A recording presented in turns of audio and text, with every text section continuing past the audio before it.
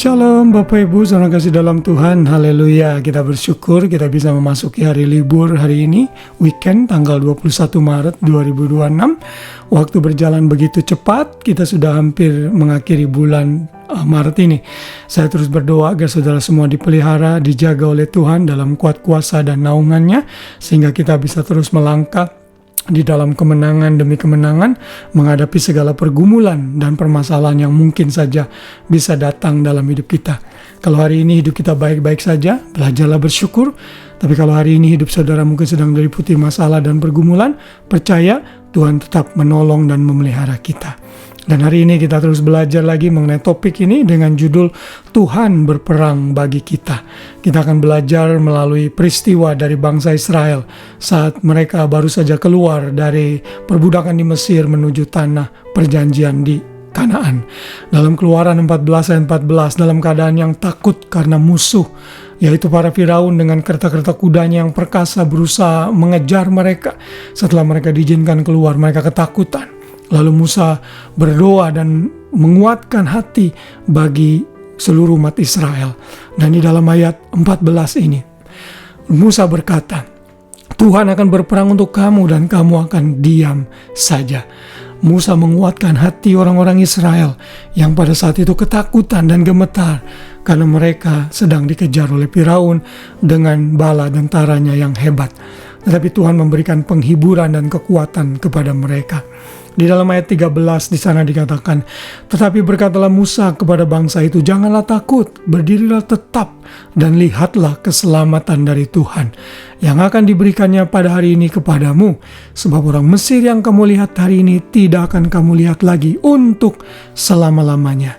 Dan kita tahu akhir kisah ini adalah Tuhan melakukan mujizat. Laut Merah terbelah menjadi dua sehingga mereka bisa menyeberang Laut Teberau tersebut. Lalu pada saat bangsa Mesir dengan kereta kudanya yang besar itu berusaha mengejar dan ada di tengah-tengah laut, dan seluruh bangsa Israel sudah sampai di tepi yang lain, air laut itu kemudian melingkupi mereka sehingga mereka terbunuh mati oleh air tersebut. Dan ini menggambarkan campur tangan Tuhan di dalam kehidupan bangsa Israel. Dan apa yang dikatakan Musa oleh firman-Nya bahwa Tuhan yang berperang bagi mereka itu tergenapi. Saudara, masalah yang dihadapi oleh bangsa Israel pada saat itu sangat besar sekali. Nyawa menjadi taruhan mereka. Tetapi Tuhan tetap menolong mereka karena mereka sedang berlari keluar menuju tujuan dan panggilan yang Tuhan sedang kerjakan bagi mereka. Bukankah dalam kehidupan kita ini punya gelanggang masing-masing? Bukankah kita berlari sesuai dengan gelanggang pertandingan yang dibebankan kepada kita? Dan dalam setiap pertandingan tersebut ada struggle. Mungkin kita lelah, kita capek. Kita mungkin berusaha memiliki rasa takut dalam diri kita karena teror dan ancaman banyak hal dalam hidup kita. Tapi hari ini firman Tuhan ini mengingatkan kita agar kita percaya sepenuhnya kepada pembelaan Tuhan. Bahwa Tuhanlah yang akan berperang menggantikan kita. Tuhanlah yang akan maju untuk mengalahkan seluruh musuh-musuh kita. Yang kita akan lakukan adalah berdiam saja dan menantikan keselamatan dari Tuhan. Saudara, kitab itu penuh dengan ayat-ayat yang menyatakan bahwa Tuhanlah yang membela kita. Misalnya dalam Mazmur 103 ayat 6 berkata, Tuhan membela orang yang tertindas dan memberikan keadilan kepada orang-orang yang diperlakukan tidak adil. Mungkin hari ini engkau sedang dalam masalah karena keteledoran orang lain atau karena ketidakadilan orang lain. Serahkan itu dalam tangan Tuhan. Karena Tuhanlah yang sanggup membela kita semua anak-anaknya. Lalu Mazmur 27 ayat 1 Daud menulis, Tuhan adalah terangkum dan Tuhan adalah terangku dan keselamatanku. Siapakah yang harus aku takuti? Tuhan adalah benteng hidupku. Terhadap siapakah aku harus gemetar?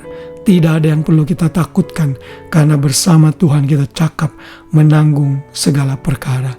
Mazmur 118 ayat 6 berkata, Tuhan di pihakku, aku tidak akan takut. Apakah yang dapat dilakukan manusia terhadap aku? Dalam versi Roma dikatakan, Roma 8 ayat 3-1, siapakah yang dapat melawan kita? Tidak akan ada yang dapat menggugat orang-orang pilihan kita, Tuhan. yaitu orang-orang yang dipanggil sesuai dengan rencananya. Apakah itu pedang, kelaparan, kematian sekalipun, bayang-bayang maut sekalipun, tidak ada yang dapat memisahkan kita dari kasih Tuhan yang besar. Karena itu pandang Tuhan, percaya akan pemeliharaan Tuhan, Dia akan menjaga dan meluruskan jalan kita. Dalam masalah dan pergumulan, percaya Tuhan ada di pihak kita dan Dia akan berperang ganti kita, sehingga kita akan melihat keselamatan dan pertolongan dari Tuhan saja. Dan saat Dia menolong, itu tidak tanggung-tanggung. Dia akan menolong dan memulihkan dengan sempurna, sehingga kita bisa bangkit menjadi pemenang yang bersinar seperti bintang-bintang di langit, yang kuat dan kokoh seperti emas yang dimurnikan di dalam api yang panas. Puji Tuhan, kiranya renungan malam ini kembali mengingatkan kita, menguatkan kita bahwa dalam pergumulan Tuhan berada di pihak kita dan Dia berperang ganti kita. Terpujilah nama Tuhan selama-lamanya. Selamat malam dan selamat beristirahat. Biar kasih Kristus menaungi kita semua sepanjang malam. Shalom.